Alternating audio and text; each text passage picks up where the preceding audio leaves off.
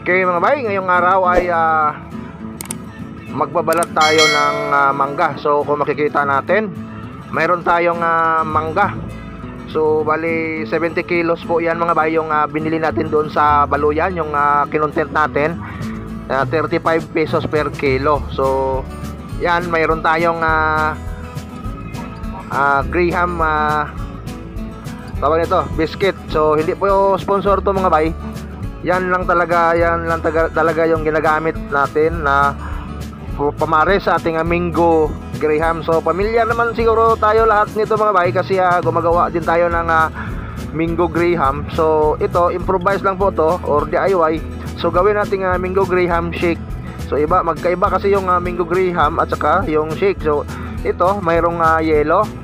Lagyan natin yung gatas at saka siyempre itong biscuit na gagamitin natin. So ito, binalatan muna natin mga bay yung mangga para tuloy-tuloy na yung pag-chop natin. Yan yung makikita nyo, hindi po sponsor yan mga bay ha. So pero imuaysan baka naman. So yan yung pamares natin sa ating Mingo Graham. Kasi yung Mingo Graham natin mga bay, ito yung patok ngayon dito sa ating pwesto. So parang maganda yung kanyang output ng ating produkto ng Mingo Graham. Kasi ito siguro dahil pamilyar naman lahat. Kasi tuwing may birthday, Pasko o anong okasyon, hindi mawawala yung Mingo Graham shake o Mingo Graham na pang dessert. Yan. So ito na mga bay, ito yung chop natin. So maliliit lang na cubes yung dapat, kasi naglalagay tayo ng toppings doon sa ating siniserve. Yan.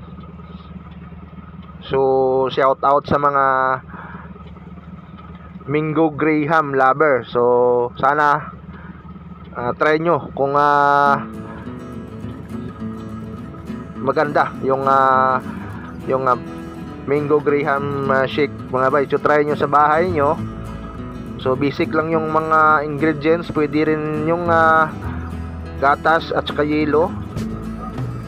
So kung gusto mong special, lagyan mo pa ng mga iba't ibang cream o anong klase o yogurt ba. So ito kasi pangmasa lang kasi to yung mga kuha natin mga bay. Pangmasa lang talaga. So affordable. So 50 pesos per 12 ounce na cups po yung kuha natin mga bay. Yung pinapakita natin sa ating mga video mga bayan, yung isang serve natin 50 pesos. So yan na yung finished product o finished na tinap natin mga bay. So hindi natin binalatan lahat. Siguro nasa 10 kilos lang yung binalatan natin. Dahil bukas naman pwede naman hati-hatiin natin. Huwag nating lahatin na para hindi masira yung mangga natin. Pero kung may pressure, okay naman. So yan, napakaganda ng 35 pesos per kilo lang yan mga bay. So sa iba kasi yung mangga ngayon dito is sa ibang market is nakasa 150 to 160 pesos per kilo po yan. So napakalaking diferensya. So mas maganda na rin kahit ganito 35, okay pa rin yung quality. So yan lang mga bay, huwag yung kalimutan na mag-subscribe sa ating YouTube channel, dahil marami pa tayong i-update sa inyo na mga content natin. So sa muli, ito naman kaibigan, nagsasabi naman, God love you so much. Bagpo!